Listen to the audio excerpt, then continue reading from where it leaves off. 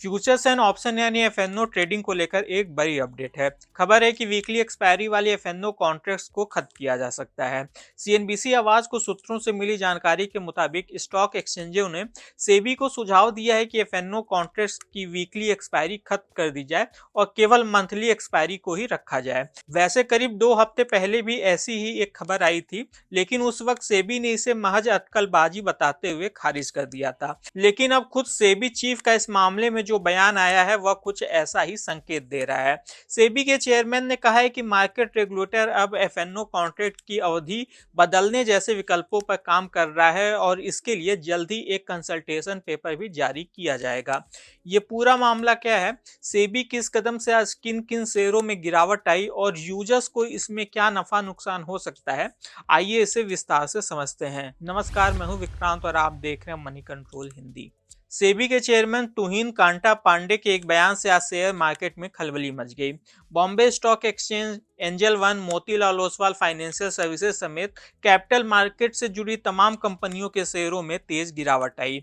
BSc का share price 7.65% और angel one का शेयर प्राइस 6.42% तक टूट गया। सेबी के चेयरमैन ने कहा है कि मार्केट रेगुलेटर एफएनओ कॉन्ट्रैक्ट की अवधि को बढ़ाने पर विचार कर रहा है।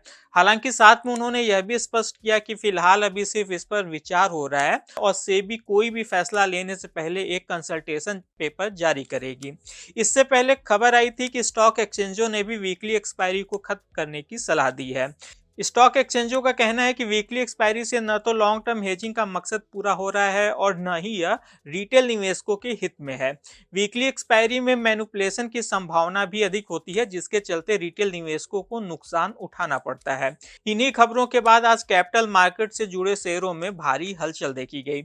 ऐसा इसलिए हुआ क्योंकि बीएससी और एंजल वन जैसी कई बड़ी कंपनियों की कमाई का एक बड़ा हिस्सा डेरिवेटिव ट्रेडिंग से ही आता है।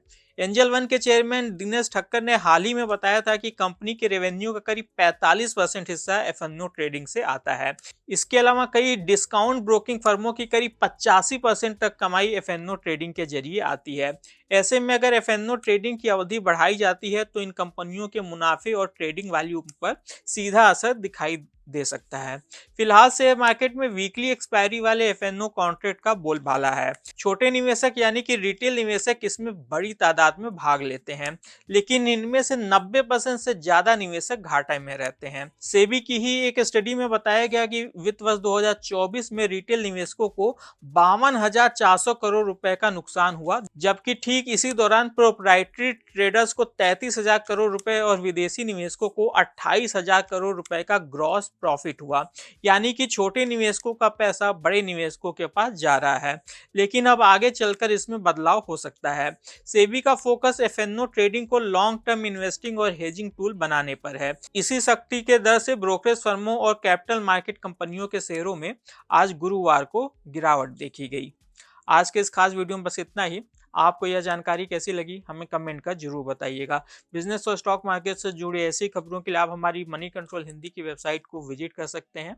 इसके अलावा आप हमें यूट्यूब, फेसबुक, इंस्टाग्राम और एक्स यानी कि ट्विटर पर भी फॉलो कर सकते हैं। Thank you.